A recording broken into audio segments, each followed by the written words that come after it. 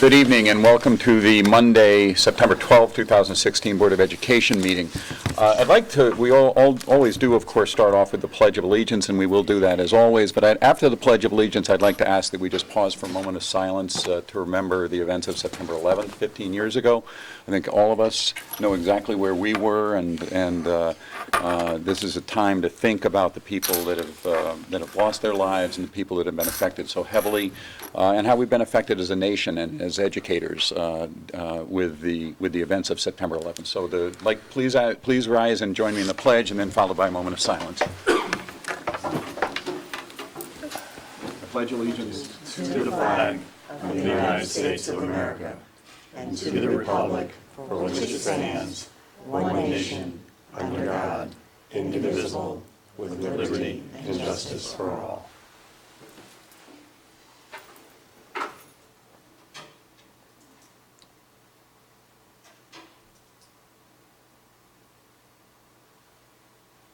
Thank you. So we do have a very full agenda this evening. There are a lot of interesting items, but no more interesting item than item 4 on the agenda, which we will move up to now. The first meeting of the academic year, of course, we always introduce our new faculty, our new teachers and administrators, and it's always a very exciting time for us, I know, and we're delighted that you have chosen to either begin your careers. I know many of you are just starting your careers, and so we're happy that you have chosen to start it with us, but also some of you are continuing your careers from other districts, and so we are very pleased to have you joining us, and look forward to many years of powerful collaboration and working together to try to make sure we have the best education system that we can have. So I think Mr. Bowden is That's correct. Introducing our new members. I'd like to say good evening and thank you for this opportunity to update the board and the general public on the hiring process this summer. I'd first like to thank all those that have served on hiring committees throughout the district. I really appreciate the time that individuals dedicated to this process and the input they provided to both me and Dr. Freeman. We are pleased tonight to introduce 17 new certified staff members to the district.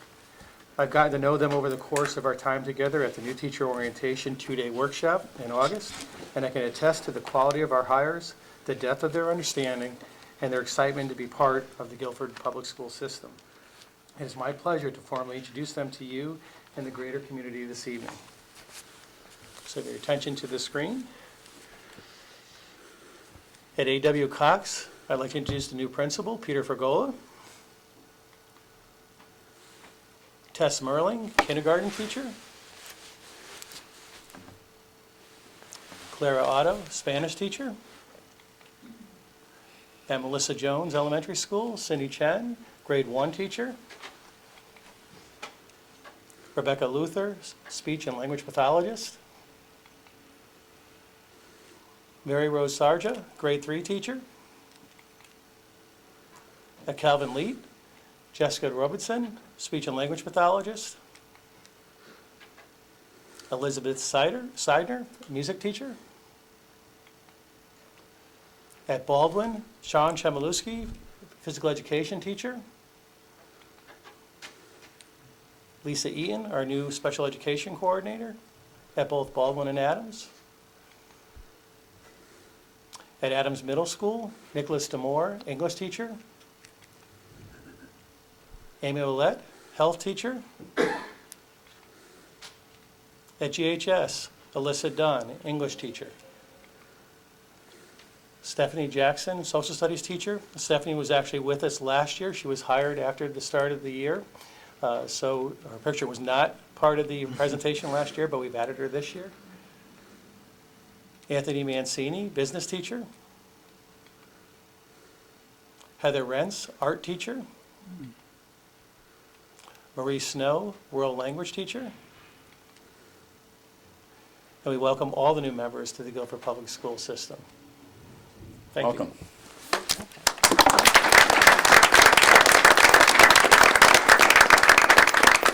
Dr. Freeman, do you want to offer any comments? I'll just repeat in brief for the board and for the community what I shared with all the new staff teachers, all the new teachers when they joined us at the new staff orientation.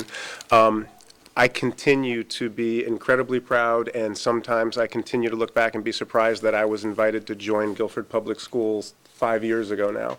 It is a special place to be. We do exceptional work in an exceptional community. It is a very good place to be continuing your teaching careers. I'm happy to have you all be part of the team and happy to be working with you as we move forward. Very proud to introduce them to you, the board, and to the community tonight. Thank you all for being here. I know it's been a long day already.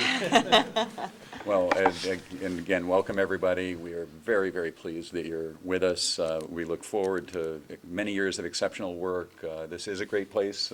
We are going to continue to work as hard as we can to make it even better. And we're grateful that you have chosen to apply your talents and your skills to trying to make sure that that happens. So thank you all. And They're welcome to stay for the I meeting. was going to say, this is a public meeting. You can stay as long as you want. On the other hand, you've got day jobs, and so we don't want to take anything away from that. So just feel free to just filter out whenever you choose. But again, thank you all. Thank you, guys. So let's go back to the agenda. Item 3 on the agenda is minutes of an April 8 regular meeting and an April 15 special meeting. Is there a motion to approve the August, what did I say, August 8th. I'm wishing it was spring again. It's not happening.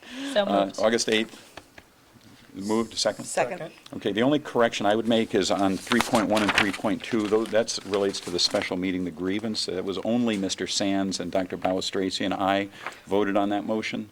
On the 3.1 and 3.2, it was not a full board vote. I didn't have anything else. Did anybody else have anything? Okay, all in favor of the motion? Aye. Opposed? Okay. August 15, 2016, special meeting, is there a motion to approve those minutes? That's I'd make, Go ahead, I'm sorry. well, I would just make a comment that I thought I was present at that meeting. Same, yeah, I was as well. That could be your chair forgot to write your name down because I was the acting secretary pro tem, as it were. So if we can just make those minutes reflect that Mrs. Renner was there and Mr. Sands was there at the August 15 meeting. That was the joint meeting with the Board of Finance. Right. And so there were no votes taken, but yes, the minutes should reflect that you were there. Anything else? And that was seconded, right? Did you second that? No, I wasn't at that meeting. Did you I will second. Okay. All in favor of that motion? Aye. Aye. Opposed? Okay. And there are a couple of abstentions. Dr. Moore and Mr. Kazin abstained. Okay. Item 4 we've done. Item 5, public forum for topics on the board agenda. Anybody?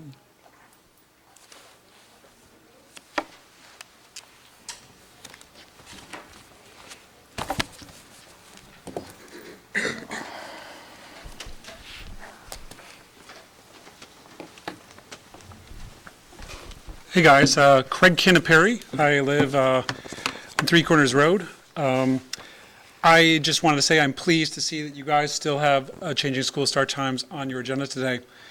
I know that things have perhaps gotten more complicated in the context of the budgetary challenges that you faced in the last several months. I just want to reinforce that this remains actually a health issue, even more than an educational issue. And we know that it is clear that later school start times are important for the health and well-being of the children in our school district. And the fact is, doing what's right from a health standpoint isn't always, it may represent some inconvenience or expense, but it doesn't mean that it's not very important.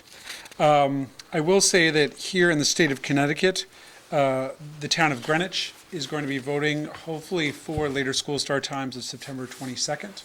Here in New England, East Greenwich, Rhode Island, which is a school district very similar to our own, just changed school start times starting this year.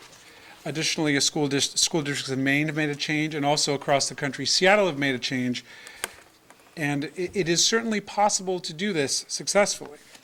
And I just want to close by, one of my friends in Greenwich actually found something on the Connecticut Interscholastic Athletic Conference on this topic, and I believe we are a member of the CIAC.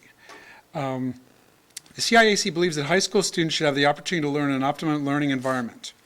Research has shown that switching to later school start times does create a more optimum learning environment and improves student achievement for high school athletes. High school sports and extracurricular activities have been perceived barriers to later school start times. It is the position of the CIAC that school sports are an extremely important component of a high school student's education. However, interscholastic athletic activities can continue to be offered with appropriate accommodations within any reasonable school day structure. And they go on to describe that they will make accommodations with tournaments and games as much as possible whenever school districts make school start time changes. And I'll share the text of this with you guys as well, because I think that one of the main things that does come up is sports, but if the body that is governing interscholastic sports here in Connecticut is for this, I think this is an important document for us as we go forward with this. So thank you for your time and effort. Thank you. Thank you, Craig. Anybody else? Please. Dr. Freeman, can we get the lights up? Thank you. I don't know how it ended. Hello, I'm Lorna. I live on Manor Road. I've gone over in the past the professional statements from nursing bodies across the nation about school start times, so I won't bore you with that just now. What I would like to speak to are the bus changes. I personally get to spend 14 minutes a day extra with my elementary school student. Our bus run for him at our cluster stop, which is still the same, has been reduced significantly. And also my middle school student goes in a little bit later as well. We get 5 minutes extra, and he gets home within about 15 minutes from Adams. So I would like to say that I really do appreciate more of Guilford coming, on par with what some of us have been doing all along. We've been here 6 years. We've had cluster stops the whole time, even for, kindergarten. We never had door-to-door service on my road. I think I've seen a lot of comment online from parents, and some of it is absolutely justified. They know their roads, and I've seen the school board has responded. I was happy to see that, make some corrections, some changes maybe. But I think a lot of people are afraid of what they're not used to. And I think a lot of people are very used to having door-to-door service. I can't speak to that because we never had it in Guilford. We've always had cluster stops, and my son has never once reported that he ever felt unsafe. And I, simply wait with my younger one for the bus. It's always been that way, and I'm just happy to see that. I think it's more efficient.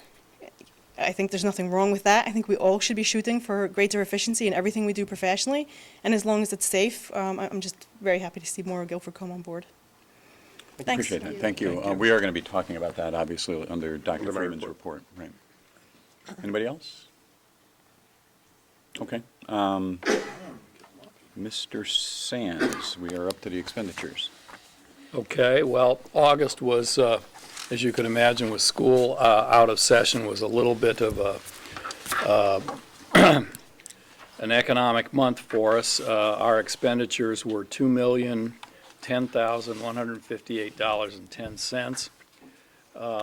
Expenditures and encumbrances through the end of August were 9.17% of budget as compared to 9.88% of budget in the previous fiscal year.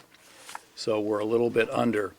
I would say if you looked at the underlying components, salary, benefits, purchase services, tuition, supplies and material, capital, transportation, that a lot of this is the result of some timing, because the numbers aren't really very big for this particular month, and I wouldn't say that this is indicative of the fact that we're of any kind of a trend. We also, in the Operations Committee meeting, which we just came out of, went over in some detail the warrants and the individual expenditures for various items, and I think that there's nothing really exceptional to report there. Mr. Chairman. Okay, so is that a motion to approve expenditures for the month of August in the amount of $2,010,158.10? So moved. Is there a second? Second. Okay, Ms. Sullivan seconds. Any discussion, questions? We did talk about this in some detail in the operations meeting. All in favor of the motion? Aye. Opposed? Okay, thank you, Mr. Sands. Communications, I think we all maybe had some communications relating to buses, but I think I'd like to suggest we talk about that under Dr. Freeman's report. Other communications? Also about start times, it was. Start times, right? Yep. Right. Okay, we can talk about that at the same time, if that's okay. In the same item. Okay. And I assume Mr. Messeni will have student representatives soon? He is For your regular October meeting. the next excellent, yep. terrific, okay. We look forward to that. We had a very nice email from Mark Sejourne, not nice. surprisingly. Oh, that's great. Very, Yeah. very thoughtful, and with a brown.edu email address, as I recall, which is pretty impressive. Yep. I didn't have one of those. But that was, sounds like his career is starting off very well Sure up it at is. Brown. So superintendent's report, Thank you. Our report will take a series of, will be presented in a series of stages tonight. Mr. Bowden and Dr. Keene are both going to assist with this report to you tonight. I will start by saying that we have had a fantastic opening of school this year. We began with 2 days of convocation and professional development at the buildings. I know that the principals were well prepared. Our facilities were prepared to open this year without major construction. That carried over from the summer as it has for the past couple of school years. So we were ready to go. The teachers came back. The principals had 2 days of professional development in their buildings. Students returned on Wednesday, and we have had a seamless opening this year. Things have gone exceptionally well as we have opened schools this year. To that point, in your packet, we have enrollment information for all of you. Again, I will point out, as I did last time we spoke on this topic, this is all preliminary information. The official enrollments will be taken on October 1st. But I want to start by saying that while we monitored enrollment over the course of the summer, we did not add staffing over the course of the summer. So there are no unbudgeted teaching positions that have been added. With that said, the average enrollment in our elementary schools stand at 18.1. That is the average class size of our classes from K through 4. In our kindergarten classrooms, no classrooms rose above 17 this year. We do have a few spikes, and there are a few elementary classrooms that stand currently at 22. The largest classes in the school system currently, K through 8, sit in the 6th grade at Baldwin, which should be no surprise. Last year they sat in the 5th grade at Baldwin. We do have classes that reach 25 as that large class moves through the system. I would say that overall, the distribution is in fact a little more consistent this year across the schools and the classrooms than it has been in the past. Fewer peaks and fewer valleys, particularly at the elementary level. The easiest way to look at that would be the multicolor document. It's a document that Dr. Moore put together that we have now been using to track multiple years, and it gives you every classroom section, K through 4, and then gives you a look at both of the middle schools as well. We also have the overall district enrollment, which is in your packet. And as of today, the overall district enrollment stands at 3,398 students enrolled in the schools, and then you will see outplacements below. Please remember that this listing of outplacements includes magnet and VOAG programs. It's not simply special education outplacements. We have also included for you tonight, and I just want to draw your attention to it, we have taken the summary page from the demographic study that is still posted on our website, and you will see, if you look at school year 2016, we had projected, based on the study, to be at 3,213 students this year, and as I said, we're at 3,398. And if you track back to every grade level, you will see that we are tracking above enrollment projections at every grade level.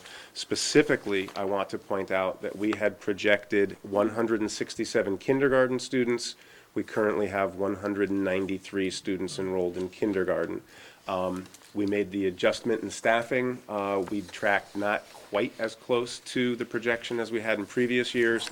So again, even though we're above the projection, we have no kindergarten class sizes that are larger than 17 in the district. So again, when we received the demographic report, we had an invitation to take a look back about 3 years in. When this report was completed, we had neither full-day kindergarten nor a brand-new high school. It does appear that those two variables are either drawing more students or holding more students in Guilford Public Schools. It might be worth having a look back at this projection and see if there need to be adjustments made. Could I ask a couple of questions, Dr. Freeman? Of course.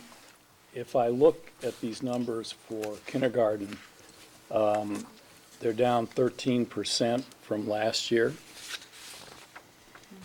Our enrollment is down 13% from last year. And it's the lowest that we show in the 5 years that's on this page. Right. I mean, why, we had a nice jump last year. I mean, we were at 225, 221, 196, 198, 221, and all of a sudden we're at 193. Can you give us some idea of what's going on here?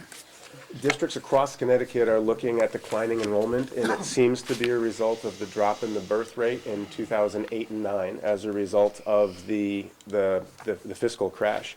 Again, the projection said that we should have brought in 167 students based on our profile and based on that drop in the birth rate. Can I just make these weren't your projections? No. Okay, you call them our projections. They're No, not no. our projections. This was They were a projection by an outside demographer who did a study for us in 2006 that it hit almost to the person. Correct. And now he's off by 15%.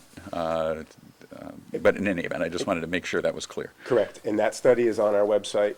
Generally, when we plan for an incoming kindergarten classroom, we've got two ways of approaching that. We can go to the study that we commissioned and look at what is projected, or we look at the previous year's kindergarten and carry those numbers forward one more year. This year, we planned sort of splitting the difference between those two figures, and that's almost exactly where we had come in. If we had staffed for a class the size that we had last year, we were a little bit lower than that. If we had based it on the demographic study, we're a little bit higher than that. So, you know, again, looking at our class sizes from 15 to 17 in kindergarten, we're exactly where we would like to be. Good. And also where we were in 2013 and 2012. Correct. All right, the number, total enrollment for the district, 3,398. How does that compare to last year? That is up, I'd have to go back and check, Mr. Sands. I believe that is up slightly from last year. I'm sure Dr. Moore has it. You have it in front of you, Chris? Yeah, a little bit.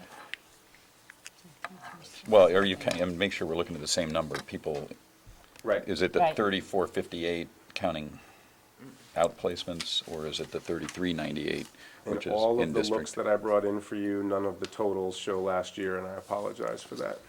But I can have that for you tomorrow. I would note that the projections of 167 for this year are pretty close to the nadir of the curve in the sense that they're projecting 4 years where it's going to be low, and then it actually does start to rise again based on the projection. So I think people should also be aware that while there is some declining enrollment, it's not continual down motion. I mean, then we'll see those classes pass through and the school population will drop, but then it actually should rise again. Not as high as it's been in the early 2000s, but we're not on a steady downward trajectory. No, if you look at the demographic study, you will see that as the economy stabilized, birth rate began to rebound. And so we know that we have younger students, younger than 4 and 5 years old, who are preparing to come to school. And again, if the effect of full-day kindergarten and the high school insulated us against some of the drop that we had predicted, I don't know if that means that as we rebound, we're going to have larger than projected class sizes continuing to come in. Kindergarten is always the unknown for us. Well, but, okay, we're 30 students, what do you want to say, 26, right? Students above the projection. But that's going to be for the next 13 years. Okay, so we're going to be starting from another place, a higher place than the demographic study suggested. I mean, I think your question is, should we revisit the demographic study? I think the answer to that, it depends on whether the value of this in terms of your staffing decisions. And if this is valuable, I don't think we need this for space decisions, No. right? I mean, we're in good shape in terms of space, and I don't think that we would need to do it just to try to figure out if we have enough classrooms. We do. But do you need better data for staffing decisions? I think it would be helpful as at the state level, there continues to be conversation about declining enrollments, particularly in suburban communities. And communities are beginning to look at scaling back facilities. And I think that to be thoughtful and forward-looking, having another look at this with the new variables on the table could help us as we transition from the opening of the school year next month into the beginning of budget season. And there are questions asked about facilities and about whether we're facing continuing declining enrollment. I think to Dr. Moore's point, some people will look at the trend and think we're going to continue to tail off.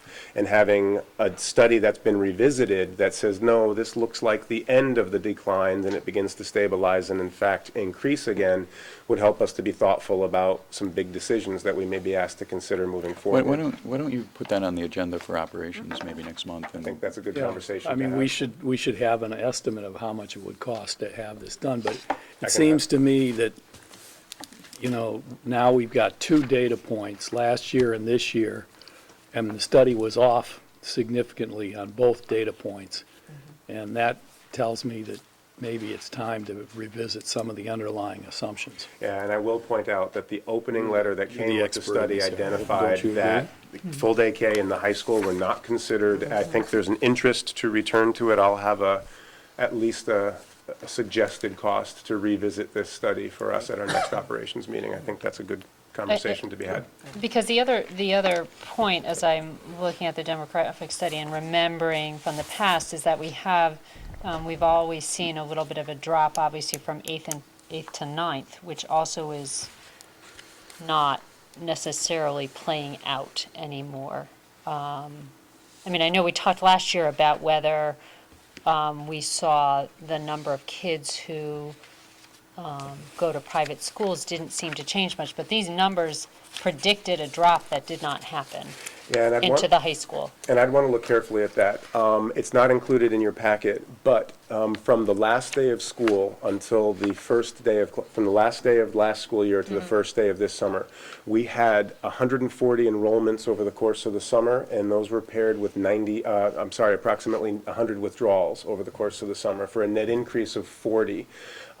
If you recall, a couple years back. That's very interesting. That is Right. very interesting. And so I want to be careful to say No, that that's it may. right. We need to understand what's going on It may there. not just be a result of students in 8th grade staying into the beginning of the high school year. There are a couple of things Right. going on. Yeah. If you more recall, on the data. we conducted a survey of parents who made the decision to take their students to public schools within Guilford a few years ago, and we identified that for the past 30 years, the number of students per capita who attend private schools tended to remain very stable Right. across that time frame. And even Dr. Borland commented that in a community like Guilford, you will always yeah. have a certain No, that's right. percentage that avails themselves of private schools.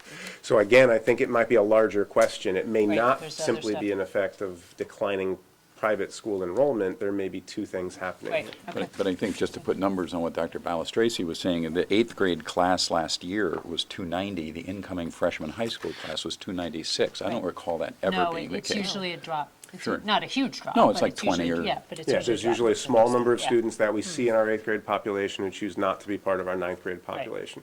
I don't know if that's a 1-to-1 hold this year or whether some of those students still went to private school, but we enrolled new freshmen Yeah, this year. yeah. We'll have to take a Interesting. look It'd a be little more interesting to know. carefully. Okay. Anything else on enrollment? Okay. Moving on to the next item, I want to invite Dr. Keene to help me with a discussion of our summer program. So last time, this time last year, we shared with you some work that we had done over the summer with Title I, with the STEM program. As a result of using that as almost like a laboratory, all of our students had that opportunity to do those units, the building of the bridges and designing playgrounds.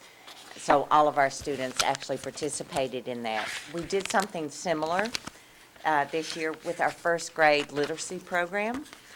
In the past, we had always had a first grade program in the summer. We called it Reading Camp. And we decided just to restructure it this year and see if we could have something that was more STEM-like, in that the kids were really going to be focused on a project. These are first graders, and the name of the program was Budding Researchers. So we actually wrote a unit, we tried it out with the kids. You're going to see some of the results of their work. Remember, these are first graders, they're not, fifth graders like we saw last year.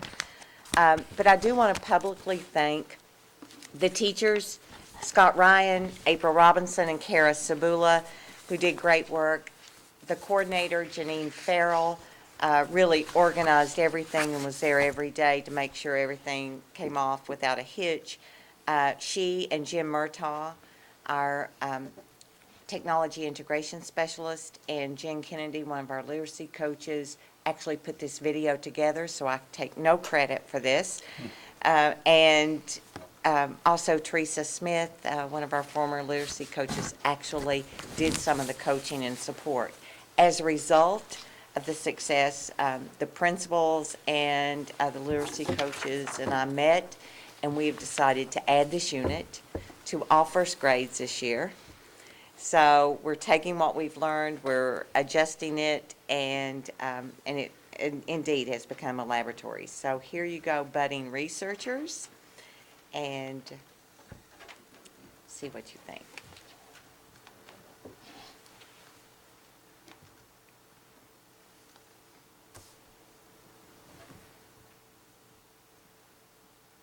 When I write more, I learn more.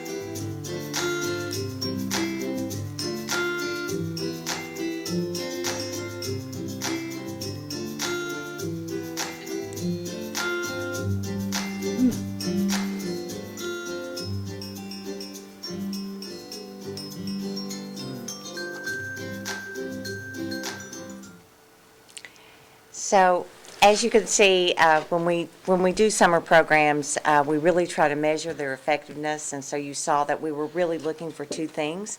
How long could these readers sustain reading in nonfiction text, and what kind of skills did they have for problem-solving unknown words? And that is what we measure, because Title I expects a pre and a post to say, okay, after you have done this work, this kind of intervention, what can you indicate? It's not just about, oh, it was fun, and my child seems to be more confident. But as you could tell, that they started the month by going to Beardsley Zoo. Their task was to create a zoo exhibit. So they chose their own animal, they had to do research, they had to write a little report, draw the animal, they wrote fun facts about the animal. They put together this presentation and shared it with their parents and all their classmates, and so we called it the Budding Researchers Zoo. And so they were taking all those things when they were looking at the red fox at the Beardsley Zoo and reading all about it. But we really believe that if students are engaged and really want to learn about something, they can read text much more difficult than we would anticipate that they could, and that they can write about it. And they proved that they could. The paintings that you saw is that the kids wanted to create. The kids that were doing different habitats decided to get together, and that they wanted to decorate the library before their parents came. And so those that did the Arctic actually painted a big mural of that, and somebody else that did, a savanna painted a big mural of a savanna, and so that they would have different sections. And so they organized the entire display of the museum. So that was some of the work that we did with first graders this year, and I think it really was successful. Big thanks to all those people. That's really good. Terrific. Questions? Well, yeah, I mean, last year we did this in the STEM area, and this year we did it with reading. And in both cases, it seems to me, this was very impactful for the students. And it took students that were having some struggles and problems, intervened with them early in their educational career, and put a lot of them really back on track. But my understanding is that we, as a district, don't fund this, that this was because we had some Title I money to do Right. it. And my question is, if this was so beneficial, if we don't have Title I money this coming year, why couldn't we find some money, or couldn't we find some donor or some, sponsor that would allow us to continue this kind of really excellent work? Well, I'll jump in before Dr. Keene, but we don't expect to be losing our title funding moving forward. And what I like about the way that we have presented this to you over the last couple of years is that we are essentially looking at our students each year and talking about what intervention will be most impactful for that cohort of students each summer as we look to expend those funds. And then we've been able to leverage those summer experiences into changes in the curriculum back in the school for all students. So a year ago, we looked at a STEM program and we targeted a certain grade level, and it was beneficial for those students that we identified. But we've taken what we learned from those math units, and I believe that they were run in all of our fourth grade classes in all of our elementary schools this past school year. And third, well, in all grades, actually. Those were end of the year units that we hadn't previously made it to in Bridges when that material was new for us, and we're able to leverage what we learned over the summer to do that for all. This year, a different cohort of students, we targeted a different grade level and a different intervention.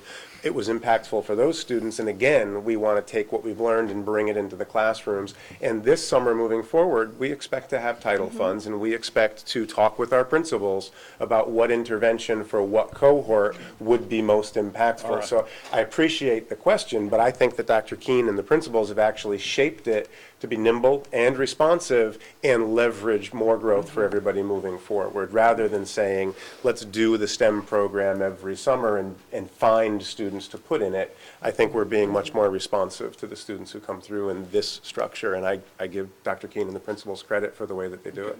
Very good. Okay, any other questions about this? Okay.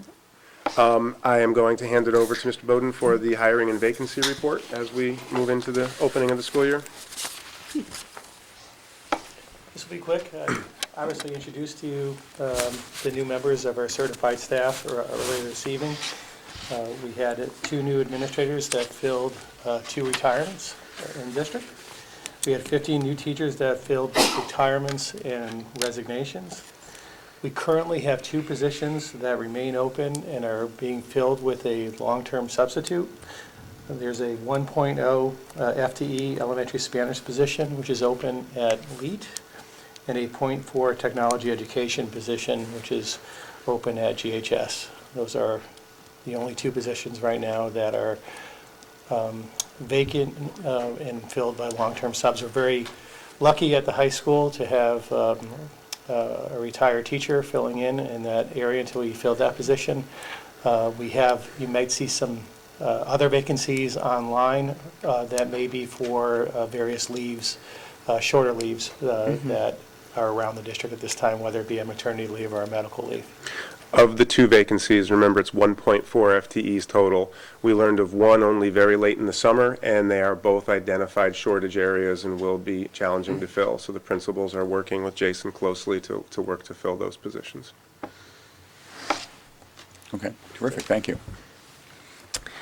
And I am once again going to turn it back to Dr. Keene, who's going to share with you an overview of our Smarter Balanced results. We have already talked with you about our SAT results. The high school testing came back earlier. These are the Smarter Balanced results for our students in grades 3 through 8 that we will cover now. So you probably saw in the paper the announcement a couple of weeks ago that the scores were released, and so now I'm just going to give you a quick overview, and I promise I won't belabor anything. But this is just mainly so that we have a really clear understanding, and at our workshop later this month, we will do some further analysis and really dig deeper into some of this. But for you and for the public, just to understand the results a little bit, I wanted to share some important pieces with you.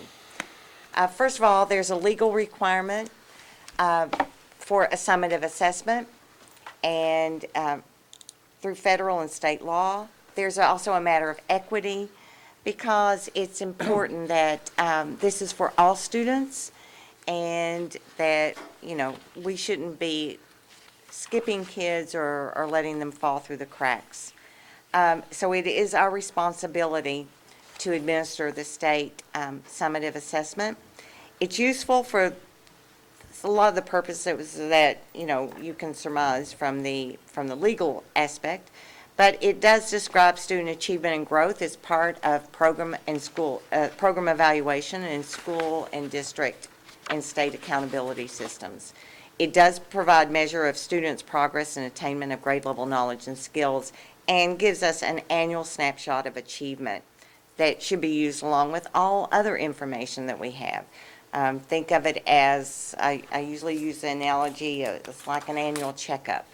You don't go for an annual checkup and then expect them to, do heart surgery at an annual checkup, but they may be able to identify a problem.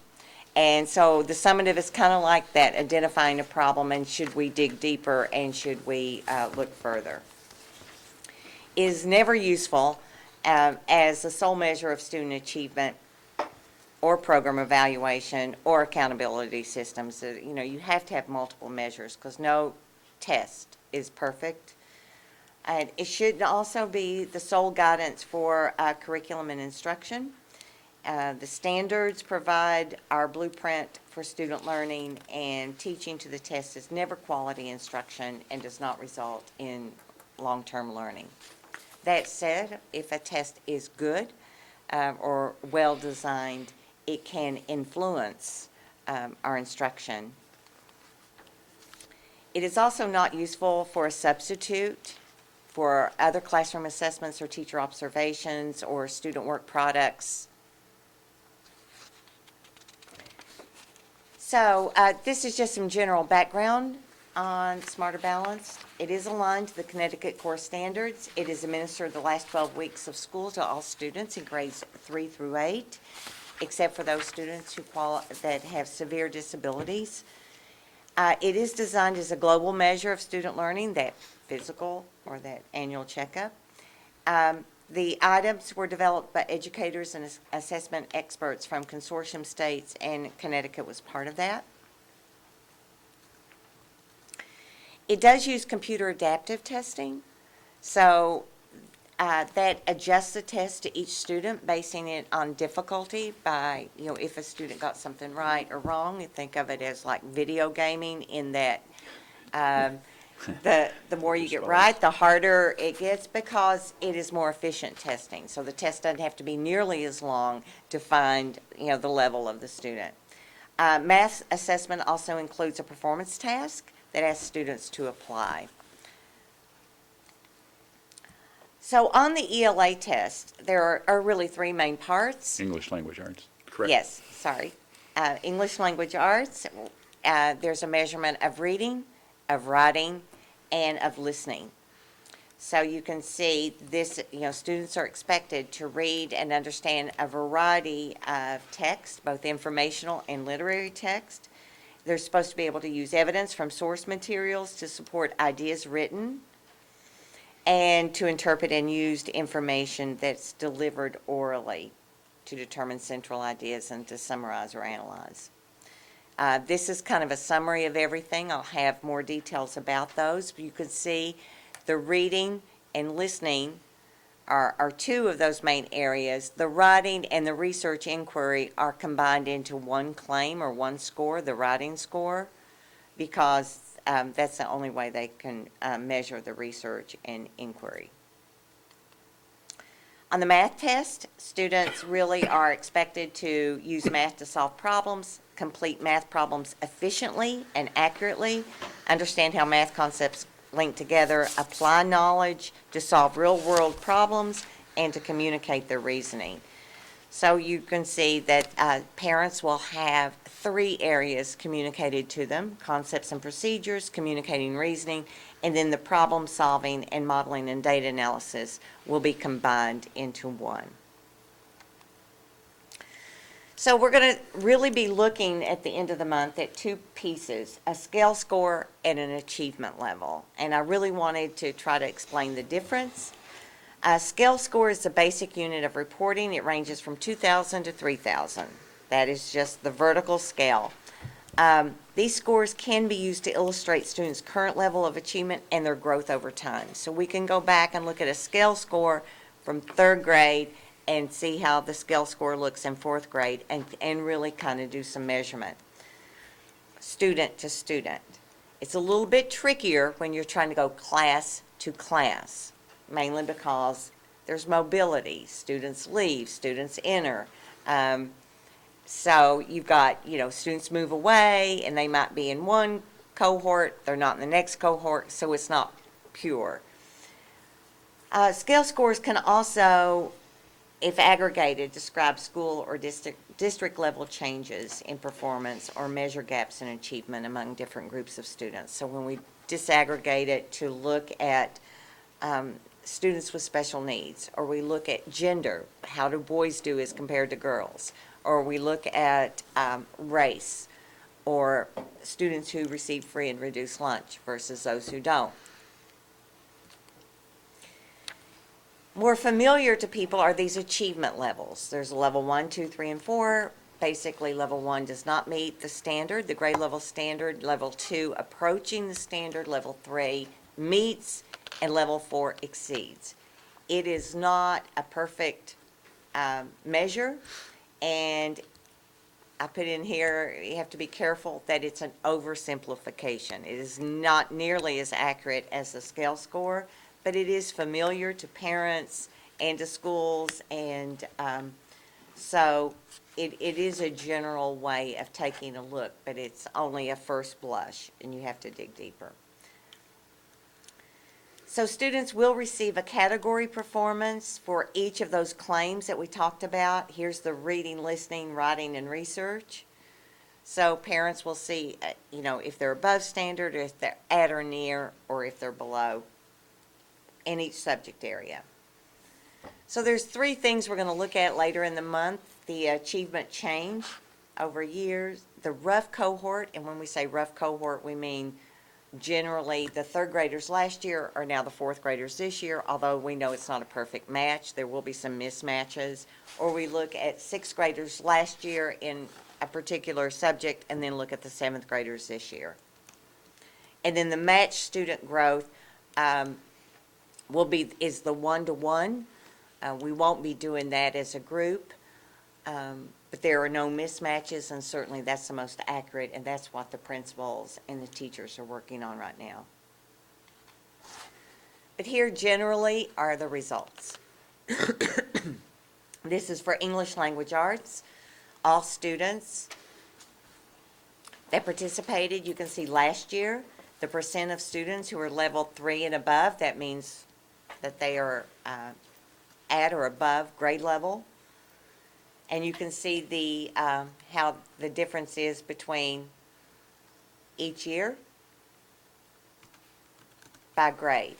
You can also see the vertical scale score by grade, the average vertical scale score. So average is also an imprecise measurement, of course, but it kind of gives us a sense of how we're doing programmatically. The colors represent the rough cohort. So if the average score was 2484 in grade 3, then we look at grade 4 and it was 2543. And you can see the changes from year to year in all the grades. Does that make sense? Okay. The same is true in mathematics. So you can see the percent scoring at level 3 and above, and the average vertical scale. Because remember, when you're looking straight across, you're talking about different groups of children. But these are relatively the same children.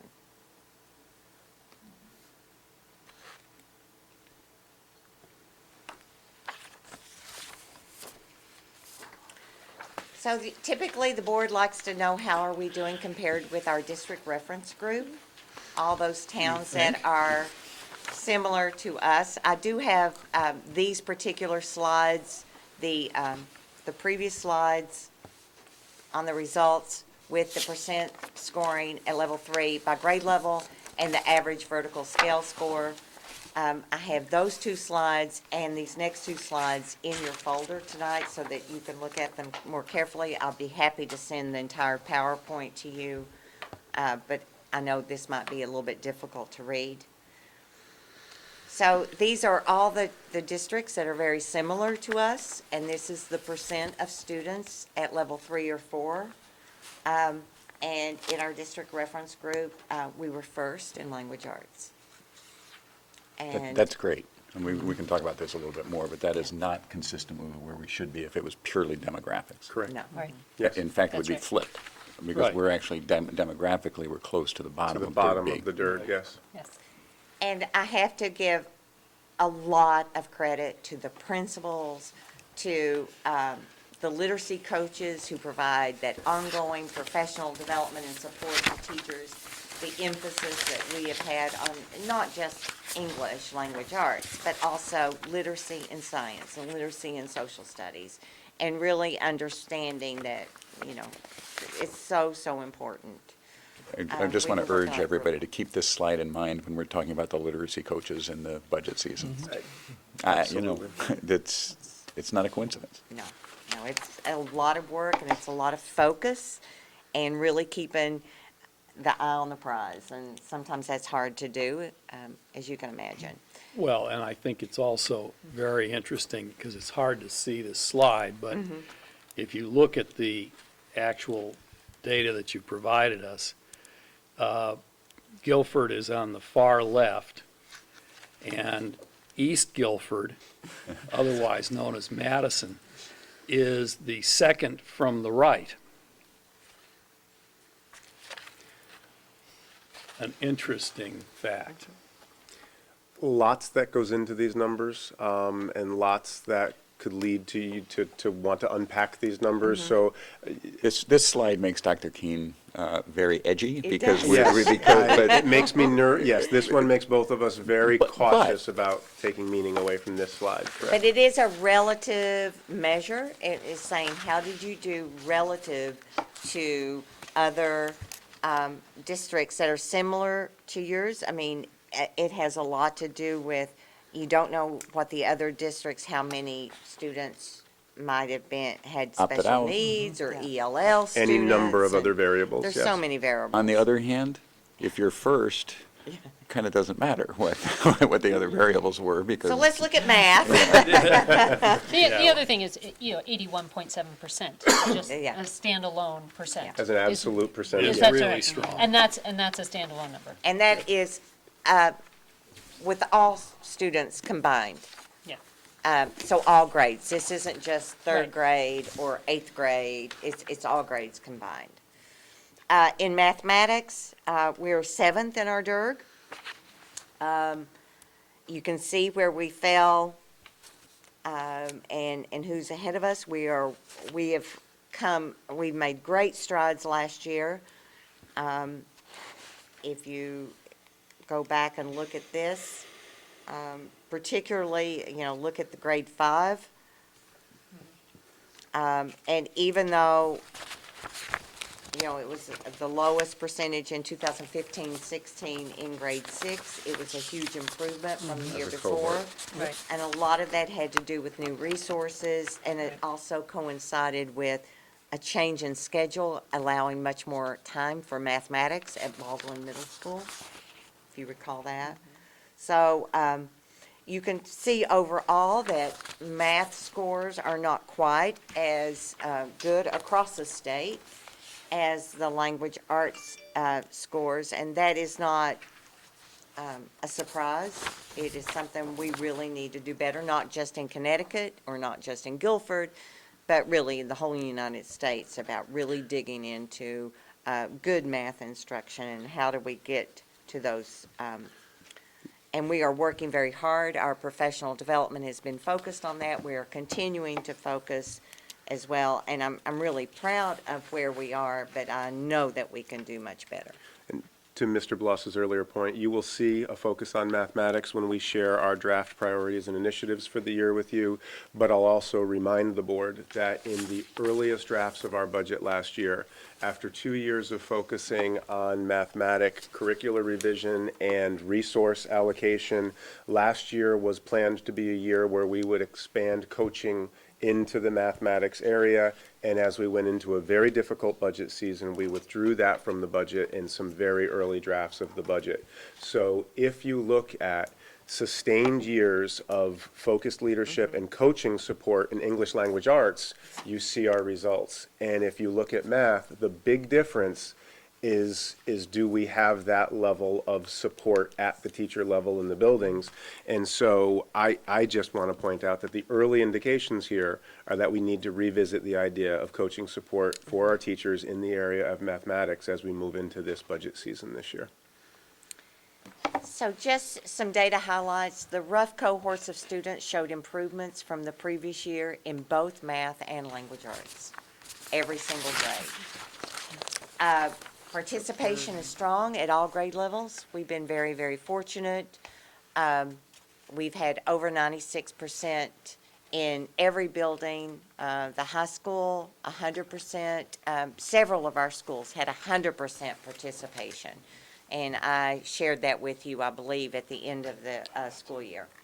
Which means there's no reason to question our data. We Right. know that our That's right. data Right. includes That's right. our students, yes. This Yeah, is they somewhat represent- different than the East Guilford Correct. data. Absolutely. The individual reports for parents will be available mid-September, and it is mid-September.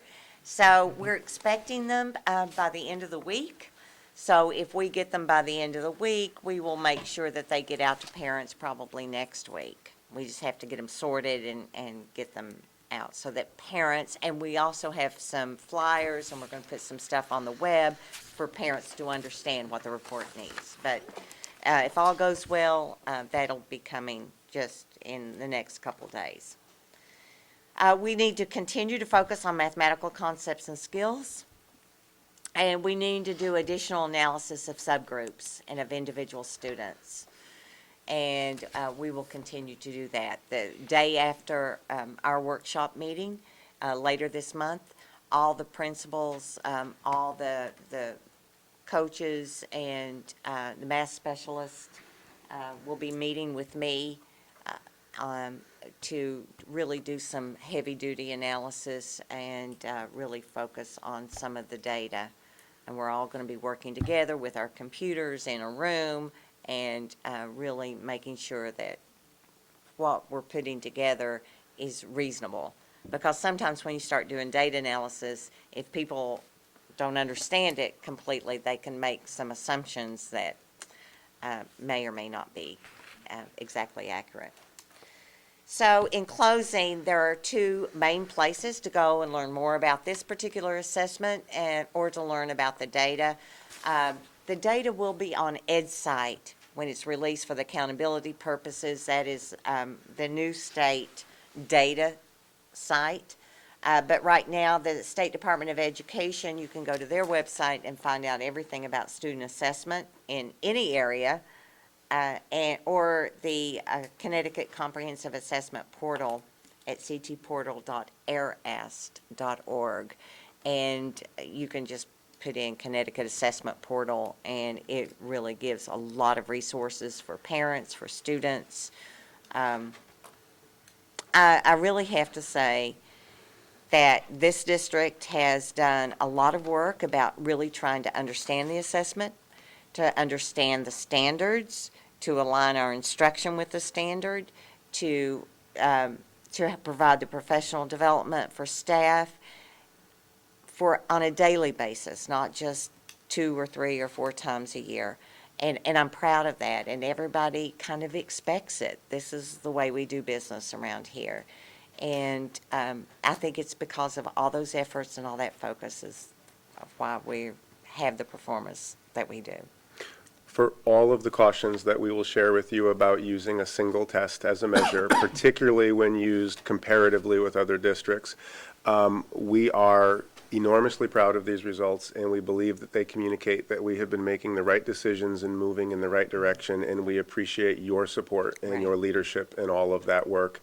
And from the board to the teachers in the classroom making it happen every day, we are enormously proud of the contributions that everybody has made, and these scores indicate that we're making good decisions and moving in the right direction. But we can do much better. Questions, comments, thoughts? We're going to treat this in some depth at the workshop meeting. Yes. Yeah, so it's nice to have the numbers, and every single one goes in the right direction, with maybe one slight caveat, but look forward to unpacking this some more. Well, these aren't accidents that say, for example, math from 5th to 6th grade, that cohort of the 5th graders last year and the 6th graders this year went up almost 20%. Right. Went from 49% at level 3 or 4 to 60%. Well, gee, what programmatic change did the middle school, did Baldwin make, say, that may have contributed to that? Could be a schedule change. Could be a schedule change that added math instruction time. And so that was a direct consequence of the faculty and the administration at Baldwin to pay attention to that and to and to identify. That was actually, I think, one of the sensible uses of these tests. I think we all agree that these tests are not used well for some purposes, say like teacher evaluations. On the other hand, to identify areas where we are missing instruction or not having enough time for instruction or missing subject matters, that was identified partly Exactly right. because of this. Right. And our would you, professional development work, the work with Steve Miller. Miller. sure. That you guys participate in too. We really focus that work at the middle level at Baldwin and at Adams. Well, and the growth at Adams is outstanding. I mean, but you know, when you see achievement at the high school, or you see achievement at Adams, you know, it's not because of what's happening at the high school in Adams alone. I mean, you know, it is partly the high school in Adams alone, but if you come to ninth grade and you're not in the program, right, you're not reading well, you're not doing math well, you're not analyzing well, you're not listening, you're not reasoning, you know, as great as the faculty is here, it's too late. You know, you really, the groundwork has been. Kindergarten. The foundation has been laid very, very early. So this is you know, we try to look at this as a district-wide effort. We try to look at it as a team effort, but this is pretty compelling evidence that the district is moving in the right direction, and the faculty and administration are making wise decisions about how to allocate resources and instructional methods. So thank you. This is really outstanding data, and we'll look at it a little more closely. But this is very, very heartening, especially in math. I remember when I came on not when I came on the board, but when I've been on the board for a little while, I remember we were 40th in the state in math, pretty consistently in the high 30s, low 40s. And you haven't given us state figures, No, but we'll talk more about that. It's very good, though. yeah, if my quick calculations were right, from 40th. in English language art, yeah, it's much better than 40th. In English language arts, we're in the top 10 in the state. So first and that's compared to some really great districts. But first, obviously, in our reference group. So that's great, but not a coincidence. No, and it is only one measure of what our students are doing, but by this measure, again, it's a strong indicator that we have made good decisions and that our teachers are doing quality work in the classrooms with their students. So any other comments? We're going to talk about this a little bit more and get into the data a little deeper at the workshop meeting. But And I'll be glad to send this out, and that way you guys have a copy of it if you want to look at it. Could be helpful. Particularly some of the talking points in the earlier slides, for you to have access to those, we thought would be helpful. Great. This item will be brief, but I also want to remind the board, I believe you received a save the date notice a short time ago. We will be hosting our IB site visit on October 20th and 21st. This is the final hurdle in our approval to become an IB school here at Guilford High School. We are asking that on October 21st, at least some of you save the time frame between 8 and 8:45 to be part of the leadership interview with Dr. Keene and myself. The IB visiting team will be looking for the board's commitment to continuing the IB, to initiating and then supporting continued IB work here at the school. IB International does not want to authorize the school if they don't believe that there is support from the top for the work that moves forward. So if I can ask that at least two of you, but I want you to know that you are all welcome. I would be happy for IB to meet a number of our board members and hear your enthusiasm for this work moving forward. And again, I'll just remind the board and the community, this is the final step, and following this visit, we expect a fully positive report, and we expect to receive our authorization as an international baccalaureate school, and we would then be prepared to begin offering classes under the IB auspices in September of next school year. This is very exciting news. how many people think they can make it? I think I can I definitely think do I it. could do it. Okay, well, you may That have a would be quorum. great. We may have to We're- post it. Do we have to post it? Yes, it'll be here at the high school, thank you. It'll be here at the high school on October 21st at 8 in the morning, and we will, of course, send out a confirmation notice for you. But I think it would communicate a lot to see a quorum of the board here rather than two members. Well, and I should just, for the record, remind everybody that Dr. Myers, who isn't able to be here this evening, he had to leave early after the Operations Committee meeting, but he was very, very deeply involved in moving this concept forward. I think he probably confronted me you about with it it in at my the interview, interview. yes. So it was, I do want to acknowledge his contribution to this process. And we will be sure to get the date and time to him and invite Dr. Myers to be one of the board members present for that interview. And thank you in advance for your support. And again, finally, I want to shift to Mr. Bowden. Together, we are going to do, we want to update the board on a logistical matter. There were new bus routes that were launched in the town this year. They were the result of some 2 years of conversations. We were encouraged to look at our bus routes, I think from 2 independent sources, really. One, and we heard comment earlier tonight about the conversation that we've been having in town for the past couple of years about start times. And during the conversation around school start times, school busing and school bus routes became a logistical component of that conversation. And we were challenged during that conversation and asked to see that we were busing in an efficient manner. Were we saving time in the mornings, or were we losing time in the mornings as a result of our busing patterns? The conversation came up again during, a difficult budget season, and we were asked to look at all ancillary systems, but particularly the busing system, and asked if we were running an efficient system. This year, as last year closed and as we went into the summer, we had for the first time both a new transportation coordinator in district and a new software. It was the first time that we scheduled our bus routes using a software package provided to us by our school vendor. And that has opened up this year and created some opportunities and created some challenges. And Mr. Bowden's going to give you more of the details around that, and then we can talk a little bit further around that. Jason? Thank you. Thank you, Dr. Freeman. To start with, I just want to revisit briefly the DMC report in regards to some of the things that they highlighted regarding our busing challenges. Remember in the report that they quoted in the transportation practices section of the report that Guilford utilizes a near universal practice of door-to-door pickup with very little walking. They also noted in the report that Guilford has a series of challenges related to the topography in town, and the fact that we are one of the larger towns in the state of Connecticut at about 50 square miles. So we've got a lot of ground to cover in our busing system. We have challenges in regards to the rural roads in town and the roads that are heavily traveled. We also had challenges regarding school start times and dismissal times and related to the free bus runs that we have. And it's especially challenging for us in the afternoons at the middle level runs that we have.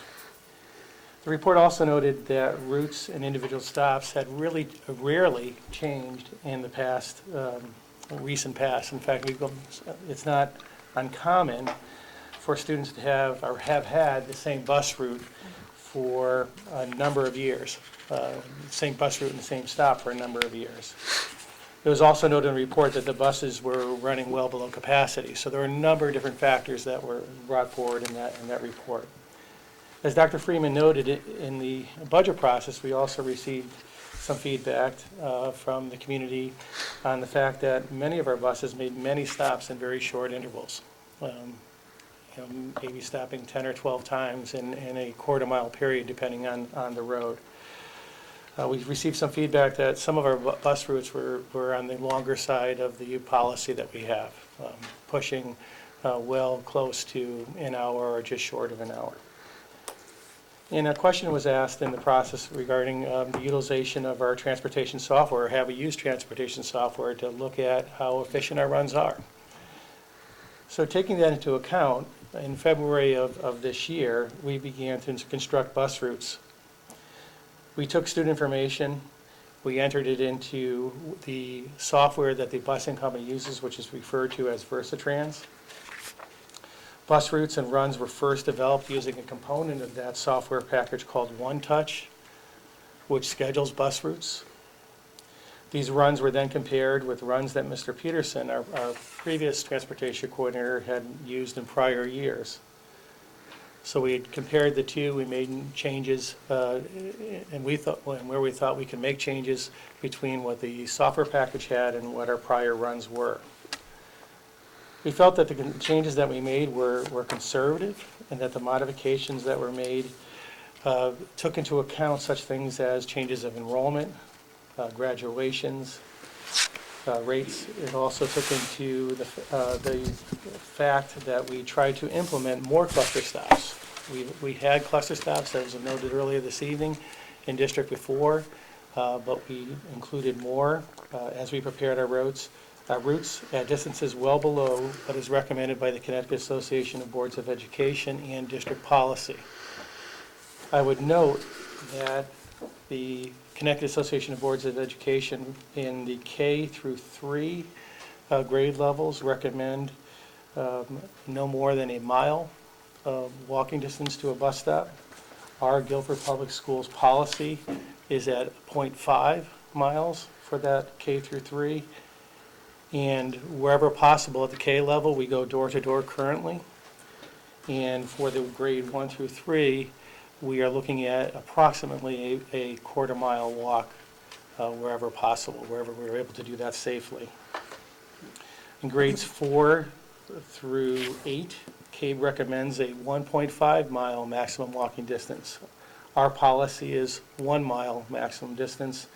We are currently at the grade 4 level, still around the quarter mile to a third of a mile walking distance. And in grades 5 through 8, a half mile. CABE recommends at the high school level up to a 2 mile walking maximum distance. Our policy is 1 mile. We are centering around the half mile mark where walking is conducted at that level. We attempted as much as possible to move stop locations closer to a younger student's address when we had the opportunity to do so. We looked at eliminating routes or portions of routes that were duplicated in other routes. We found redundancies where buses were traveling down the same roads for the same runs, so we worked to eliminate that. We attempted wherever possible to increase ridership. We attempted to build runs at the high school level that would not pick up until after 6:30 a.m. Though we're finding that with additional stops being added since the start of the year, that's become more of a challenge for us. Mr. Dorwin, our transportation coordinator, and SDA worked together to review runs and stops throughout the summer, and this continues to be a work in progress. The most impacted population, as I see it right now, were the cluster stops that were changed, especially in the shorter cul-de-sacs that we have, that were less than the prescribed walking distance. And when I say that, many of the cul-de-sacs had cluster stops within the cul-de-sac itself, or at where the turnaround is. We moved those shorter cul-de-sac cluster stops to the intersections of the cul-de-sac and the road adjacent to that cul-de-sac. So just to be clear on that, in many of the cul-de-sacs, we did in fact have cluster stops, but the bus was pulling into the cul-de-sac and picking up at the back end, which didn't allow, it created longer bus runs and kept us from being able to fill buses to capacity. In many of those, we have moved the cluster stop to the intersection of the clusters of the cul-de-sac and the main artery, and ask all students to come out to the main artery. The bus picks up as many kids in one stop, but saves time as a run and should be able to therefore load closer to capacity without increasing the length of the bus run. We also tried as best we could to include more cluster stops, especially at the middle level and high school level, wherever possible. As compared to our runs last year, as of August 31st, we were using 2 less buses to begin the year, with the original cost savings estimated somewhere between $80,000 and $100,000 plus fuel savings. As of 9/12, today, those 2 buses have been scheduled back into the elementary and middle school level runs, thereby negating this potential savings. A comparison of runs between this year and last year shows that right now, based on DMC's report last year and where we are right now, we have 2 less bus runs a day. or in the AM and in the PM. As of the end of August, when we originally had scheduled, we were operating at 5 less runs a day. So you can see we moved back from 5 less runs now to 2. As a comparison of stops from year to year, we have scheduled fewer stops on each run, but as we move through the appeals process and the review process in the recent weeks, that number is slowly increasing. A comparison of ridership from last year to this year also shows that, and we have not, I must say, we have not done our ridership survey, but I have anecdotal data from STA that the buses are reported to be running at an increased capacity than last year, a higher capacity than last year, but are not overloaded. As far as the bus stop review process is concerned, parents and guardians were encouraged to contact our transportation coordinator, Mr. Doran, who reviews all requests for bus stop changes. If a parent or guardian isn't satisfied or wasn't satisfied with his decision, then we moved into an appeal process that moves to my office and then on to Dr. Freeman before going to the Board of Education Transportation Committee. As of this weekend, Mr. Dorwin has received or taken 140 calls regarding bus stop questions and concerns. He has logged over 165 miles reviewing bus stops throughout town. I personally have logged over 100 miles reviewing bus stops. Many of these reviews have also been conducted with Dr. Freeman riding along with me. 134 reviews have been received by Mr. Dorwin. 76 of those 134 have been approved, and 38 have been denied to date. Less than 20 are still being processed. 22 reviews have been appealed to me. 11 have been approved and 11 have been denied. And as I stated earlier, the next step after me is it goes to Dr. Freeman. As for considerations for next year, I firmly believe in talking with Mr. Dorwin and Dr. Freeman and STA that we need to continue to find a better way to integrate Power School data, that's our student data software package, with the busing software Versatrans. Many of the calls that we received, or at least a good percentage of them at the start of the year, were simple things as addresses being wrong and clarifications as to where a bus stop might be. We might have had some students missing in that student data integration, so we're working to solve that problem. We're also working to improve our communication with the public and the school community. We need to continue to improve and update the transportation website. We know we need to do a better job updating bus information throughout the year and making sure that the bus routes that are printed and as they are updated are continually updated for parents. If possible, even though we did meet the Board of Education policy requirement for when bus routes are posted, I'd like to see if we can even get earlier notification out as we refine our process in the years ahead. I'm currently looking at developing an easier mechanism for parents and guardians to see where their bus stops are and, if possible, when an approximate pickup and drop-off time will be. For instance, in the town that I reside in, my children receive their bus information through a link. We're looking to adopt the same thing where you click on the link, you enter in your home address, and it tells you where your bus stop is and what the approximate times of your pickup and drop-off are. So we're looking to see if we can include that, something like that, in our software for next year. We continue to refine and improve the process of route development. This is not an exact science. It was our first year, as Dr. Freeman noted, with Mr. Dorwin in this role of developing routes. It was also the first year that we used the busing software, which is quite in-depth and takes a lot of expertise and time. Routes and stops will continue to change from year to year, depending on what our student demographic is, as well as our ability to better utilize the technology that's available to us. So we're hoping to be able to revise, update, look at our efficiencies, look at what changes we can make year to year. So the fact that you have a bus stop 1 year in one location might not necessarily guarantee that you'll have it the next. We strongly feel that this is work in progress that may take a few years to refine and to quantify what savings we may be gleaned in gas, the time of runs, and eventually the number of buses. But it continues to be our desire to create greater efficiencies in student time on the bus, in the bus routes, and in the bus stops without compromising student safety.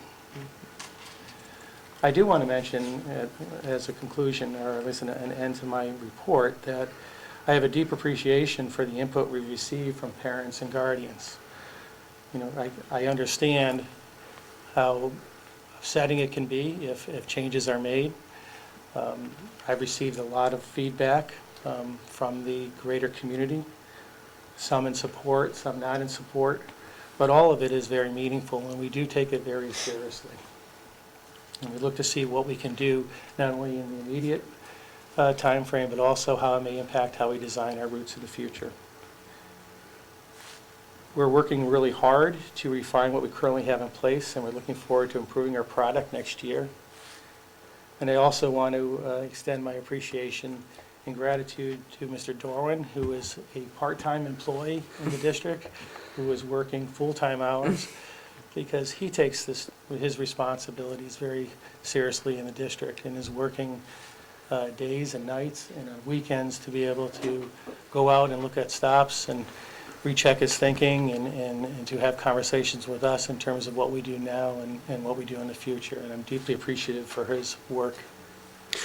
Yeah, I want to extend that. I want to point out, Mr. Dorwin and Mr. Bowden have worked tremendously hard on this topic for the last 4 weeks. It is essentially one of the few things that's been able to be addressed.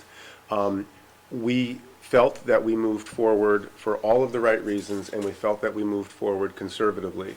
But we were also very sensitive to the fact that we needed to have a process in place for parents to be able to experience the new bus stops and respond to those. We feel that we've listened. We feel that we've responded. We don't want parents feeling that their students are in an unsafe condition.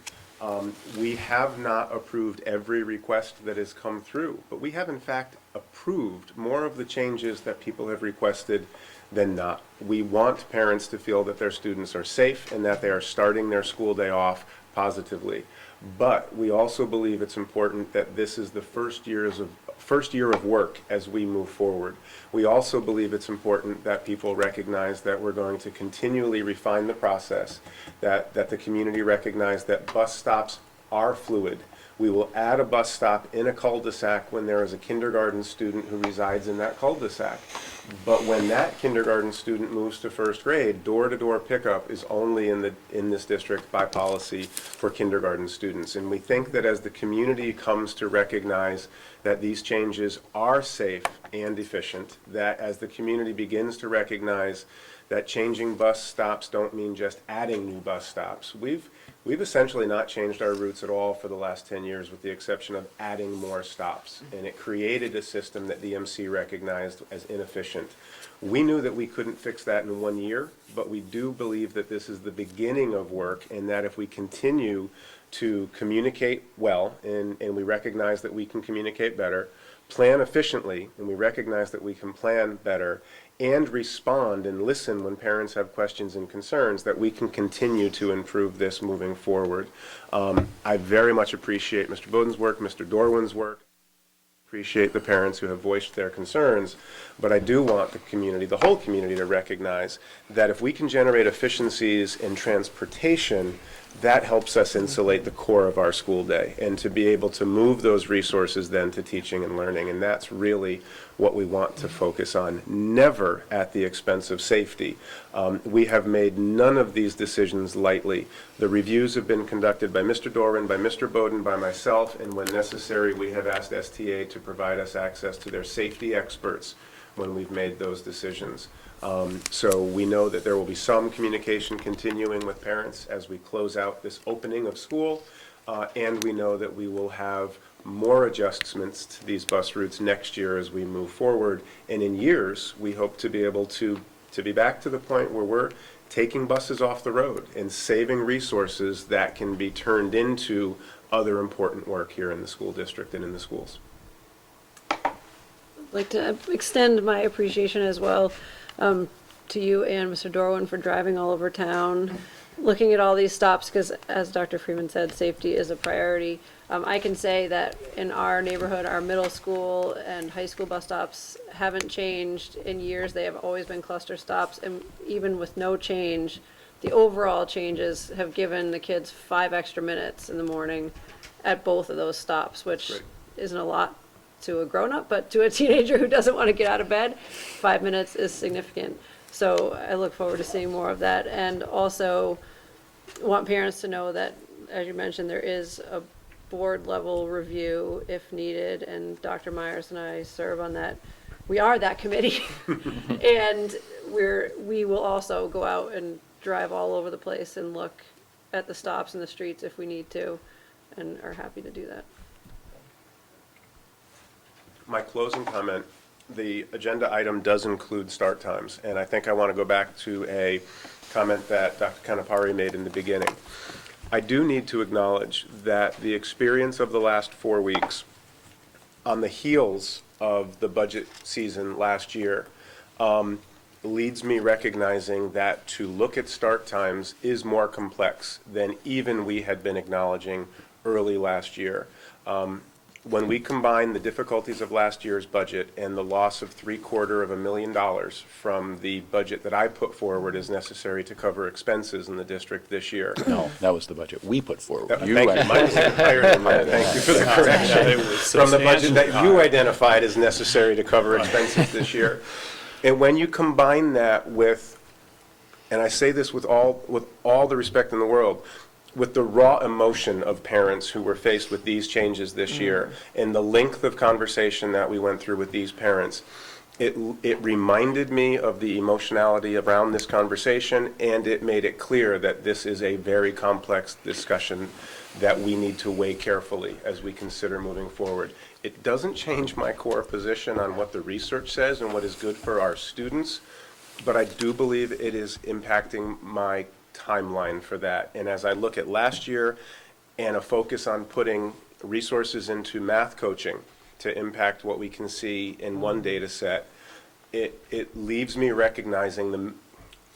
continuing to recognize the magnitude of that conversation. I don't have an answer or a recommendation for the board tonight, but I do want to echo what Dr. Kanapari said. It's a complex issue. Well, if there was any, go ahead. Yeah, I also want to say that I think this is impressive that you took this on. Clearly, it was time and a lot of inefficiencies being addressed. And I did hear from several individual constituents, some of whom appealed successfully and were happy about that. And I think overall, it's very helpful. Could I just have you clarify what you said about the actual number of reductions? So according to the DMC report, we were supposed to be able to get to 5, or I didn't quite catch. DMC thought we could take 4 to 5 buses off the road. Given the existing start time. Even within the existing start times, Okay. they felt that we could take 4 to 5 buses off the road. Our initial design for this year removed 2 buses from the road.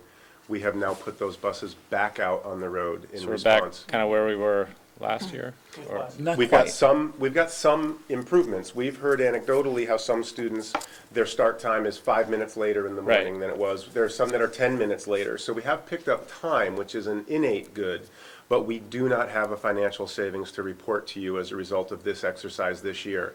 Still think it was a good start towards those efficiencies moving forward. And putting those back, was that pretty much solely the result of the appeals being approved? Not Or necessarily. Okay. I think it's looking at your route management and continually, to see where we could make changes within the routes, and some that we looked at it and what we saw on paper on route design, when it came to putting it into practice, it just didn't result in where we want it to be. Most was a result of the appeals, and some was in response to our first 2 days on the road with new routes as we opened school.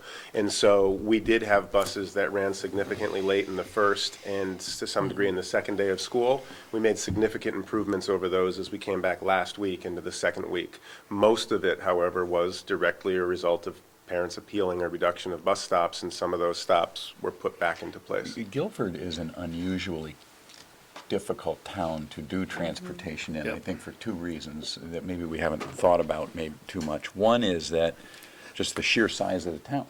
It's 16 miles north to south. It's the second largest town by square miles in the state of Connecticut. We have routes that go into Madison to pick up kids in Guilford.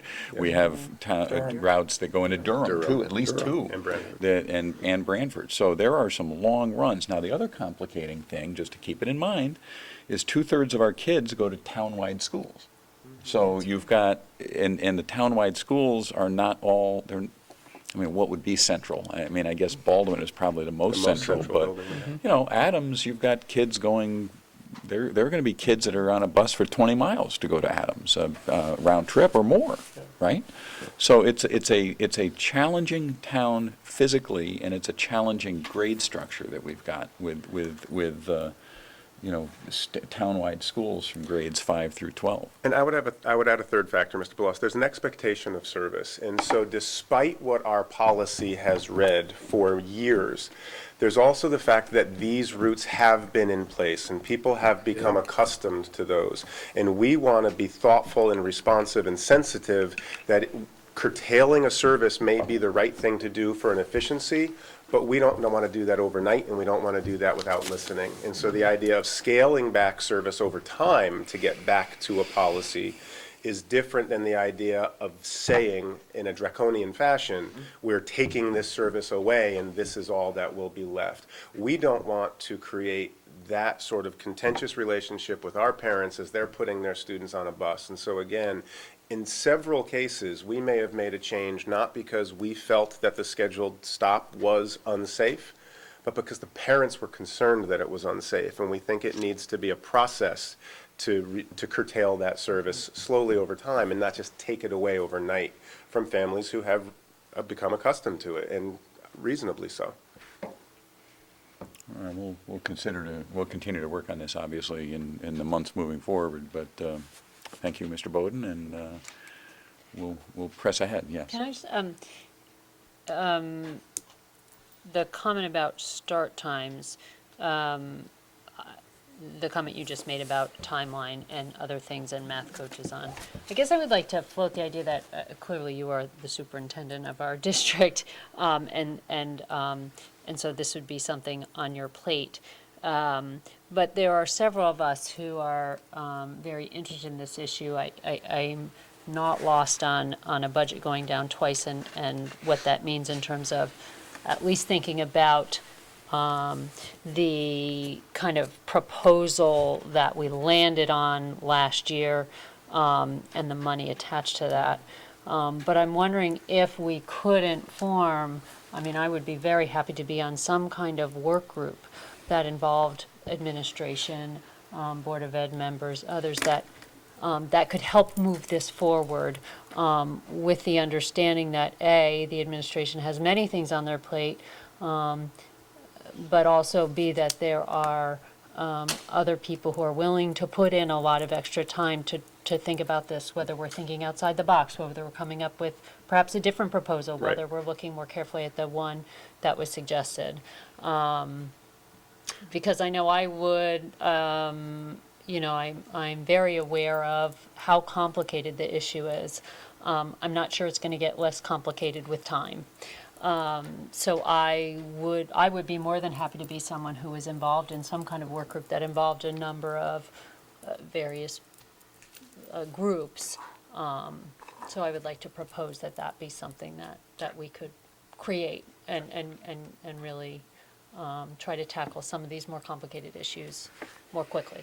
I'd be happy to pull that group together and afford that opportunity. There's always another way to skin a cat, and there's always more conversation to be had. Okay. Could I ask one question, just on the superintendent's report? If this is in the wrong place, let me know. But I'm just wondering, and this may relate to funding at some level, the recent decision of the Connecticut Supreme Court. Superior Court. We're nowhere close to the Supreme Court. Superior Court. This Mukasher, Your kids will be out of the district by the Really? time. Okay. Well, maybe. Who knows? Mukasher, am I pronouncing that right? Mukasher. Mukasher. The CJF case? Can you comment on what you anticipate, if any, or if we have any idea what that may do? Yeah, I am still working. I thought about including it on tonight's agenda, and I have yet to been able to pull together what I think would be a clear an accurate summary for the board on what the implications may be.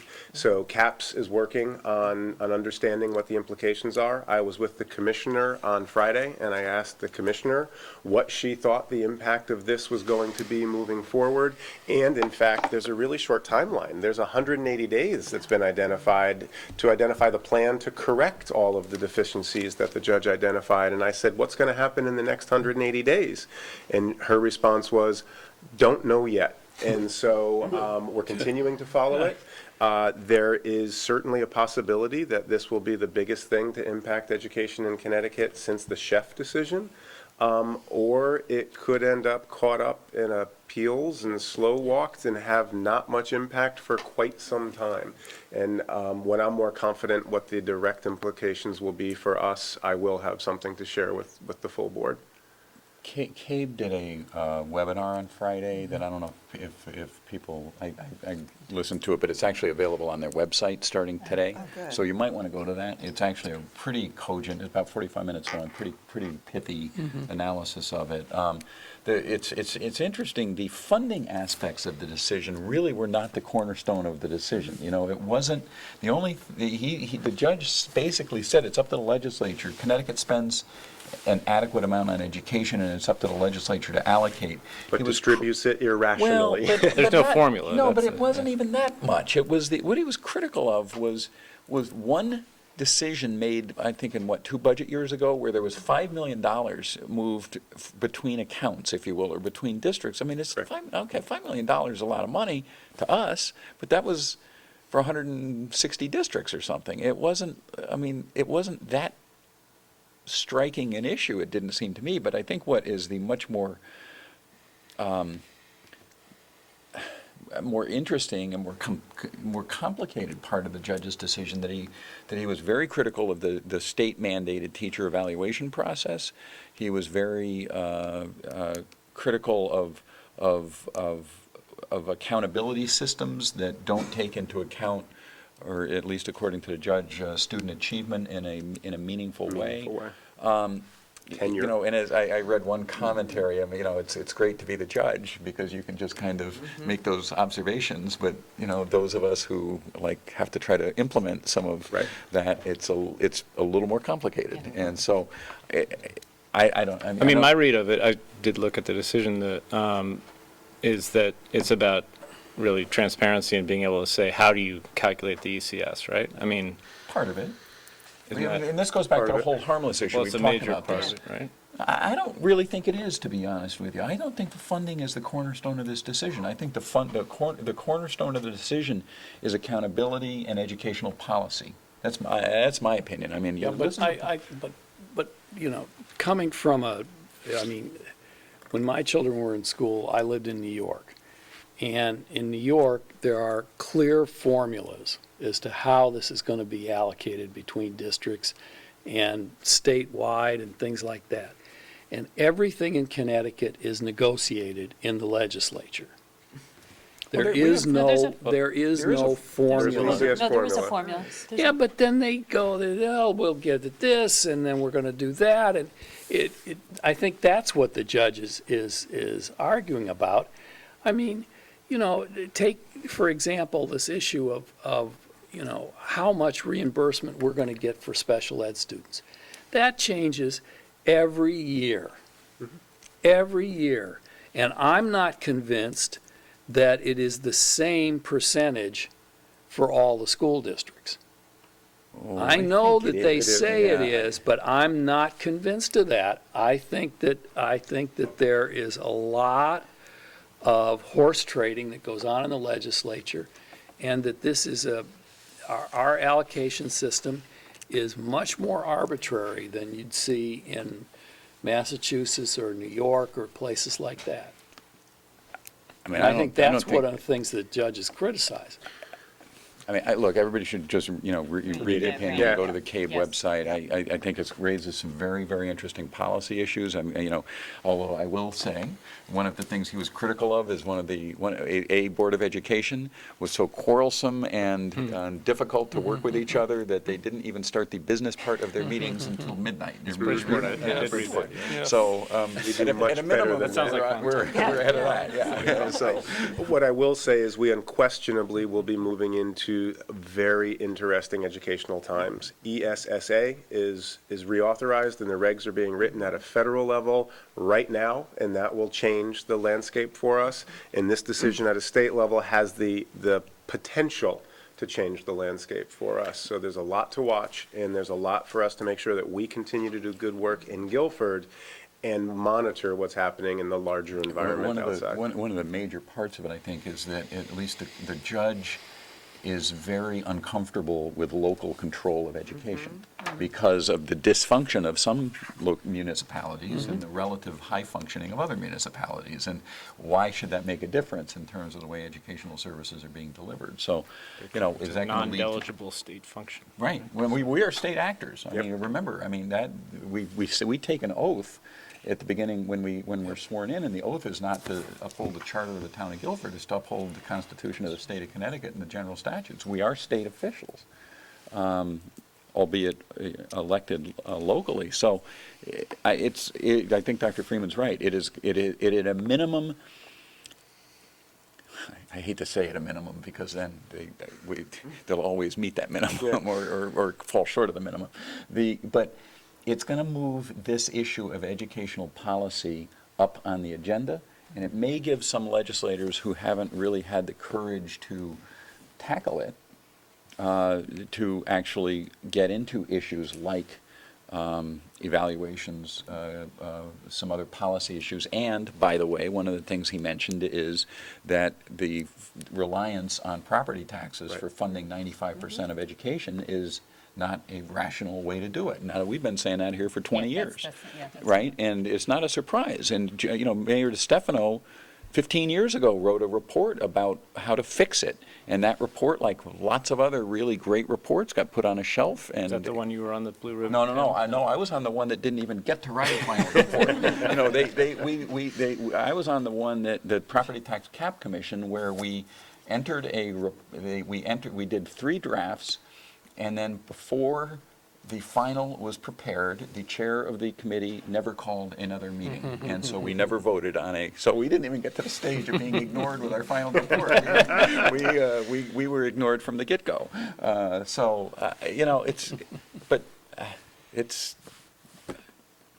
mean, who knows? Right. We'll see. So with some apologies for the length of that concludes my report tonight. All right. So we do have on the board agenda, item 10. Not midnight yet. There are some personnel items. There's first a resignation for the purpose of retirement by Nancy Olson, 39 years in the language arts department at Adams. Is there a motion to ratify her resignation for the purpose of retirement? So moved. Second. All in favor? Aye. Opposed? All right, well, and obviously with our gratitude, that's a long time. I'll draw your attention to the date. She's working through the middle of this school year. Yeah. Yep. But thank you, and with your appreciations, yes. And then ratify the resignation of Laura Martino, who's I think we talked about that with Mr. Bowden's report, LEAT, elementary Spanish, 10 years of service in Guilford. Is a motion to ratify her resignation. So moved. Second. All in favor? Aye. Opposed? Okay. And then there are 6 appointments of teachers. Anthony Mancini, business teacher at the high school. Elizabeth Seidner, Jones and Lead, music. Sean Chmielewski, physical ed at Baldwin. Marie Snow, French at the high school. Heather Renz, art at the high school.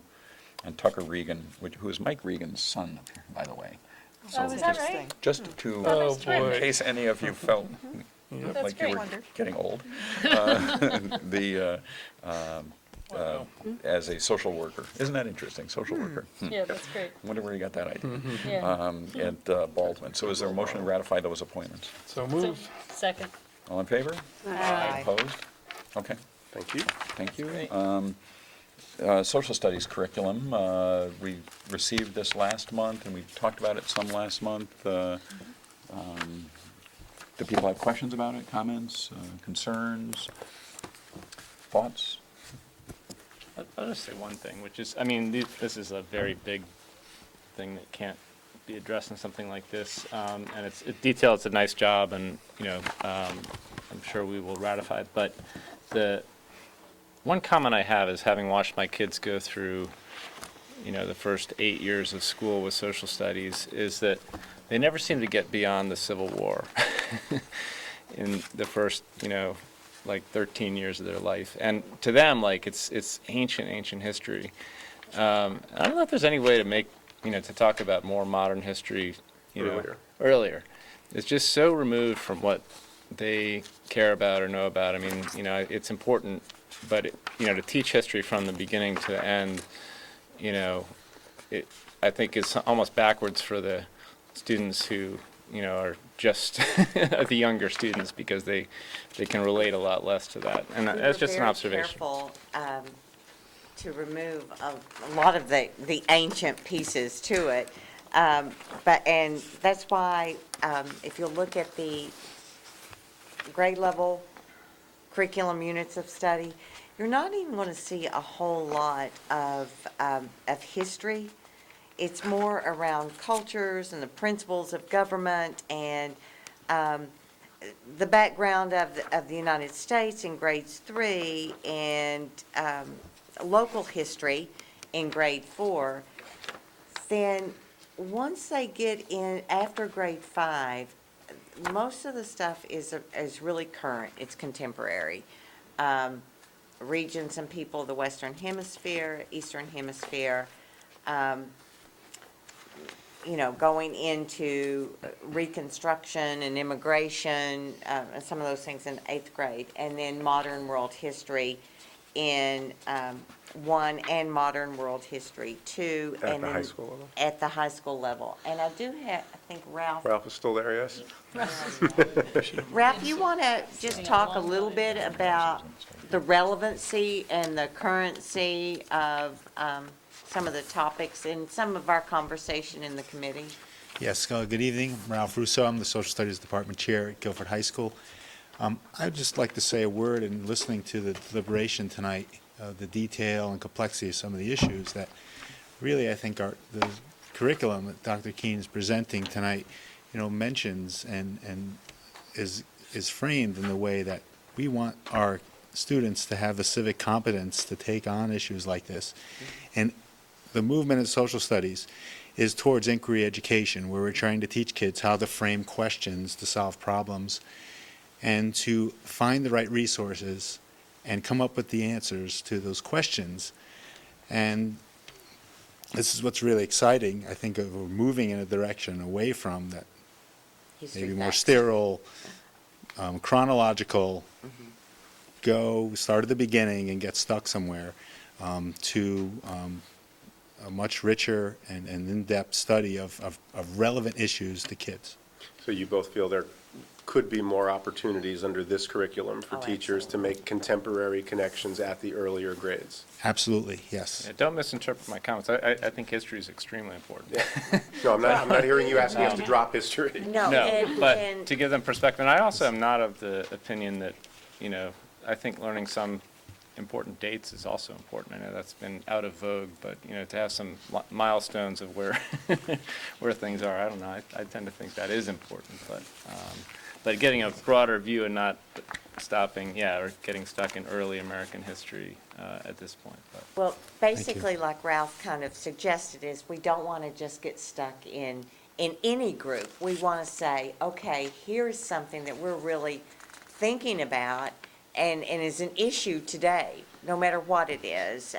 If it is segregation or some of the issues that kids, and then going back and looking at it from a historical perspective. And that's what a group of kids may really want to think about. It's not about everybody marching through this, and this. Although we do have topics of study, but it's more around things like, you know, how did the labor movement start? And why is that important? And how is it working today? And why did it start when it started? And some of those kinds of things, instead of saying, okay, the labor movement and this person, where kids may say, ooh, I'm really interested, or, and we still have some work to do as far as how do we roll this out to teachers. We've already started doing some professional development. I know that most of the social studies staff, at least where they are departmentalized at the middle schools and the high schools, have already started really looking at the C3 framework and the Connecticut frameworks and started making those adjustments. So it's not going to be a big leap for them. I think at the elementary level, it's going to be a new emphasis that says we really need to think about this in a more serious way and not just an afterthought, oh, well, when you're in third grade, you're going to learn states, and when you're in fourth grade, you're going to do early Guilford days, and kind of call it that.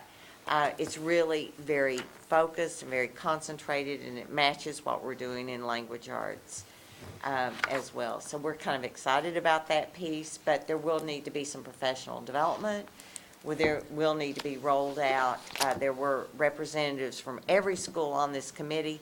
However, not every teacher was on the committee, so they haven't had all the history and the background and the research and the development. So I think you're going to see it's going to be much more relevant. I think it's going to be, I think the big thing that kind of makes me happy is people are paying attention to it. And that's exciting. And once you get involved in it, they love it. Just like the work that we did when we were doing the political cartoons and stuff last spring.